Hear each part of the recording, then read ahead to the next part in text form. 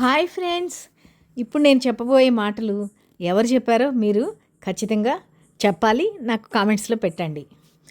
బానిసలుగా బ్రతకండి, సింహాల్లా బ్రతకండి, లోకాన్ని చదవండి, ప్రపంచాన్ని మార్చండి, మనమంతరము నాగజాతి వారసులమే. బోధించండి, పోరాడండి, సమీకరించండి, స్త్రీలను గౌరవించండి, వారి హక్కులను కాపాడండి, వారు మీకు గొప్ప ఆలంబన అవుతారు. సంఘం మారాలంటే ప్రజలందరికీ స్వేచ్ఛ, స్వాతంత్రాలు, అందరికీ సమానంగా జీవించే హక్కులు, అందరి మధ్య సౌభ్రాతృత్వం, ఆత్మగౌరవం ఇవి అత్యంత ఆవశ్యకమైనవి. హృదయ కవాటాలు తెరుచుకోగల శక్తివంతులే వెలుగును చూడగలరు. దేన్నైనా అమ్ముకోండి కానీ ఆత్మగౌరవాన్ని అమ్ముకోకండి. ప్రజల చేత, ప్రజల కొరకు, ప్రజలు ఏర్పరచుకున్న ప్రజాప్రభుత్వంగా మనం మన ప్రభుత్వాలని ఏర్పరచుకోవాలి. బుద్ధ ధర్మాన్ని స్వీకరించండి, అది మీ కాళ్ళ మీద మిమ్మల్ని నిలబడేటట్లు చేస్తుంది. కులాన్ని సర్వనాశనం చేయండి, దానివల్ల ఎటువంటి ప్రయోజనము లేదు. మన బానిసత్వానికి కారణం అదే.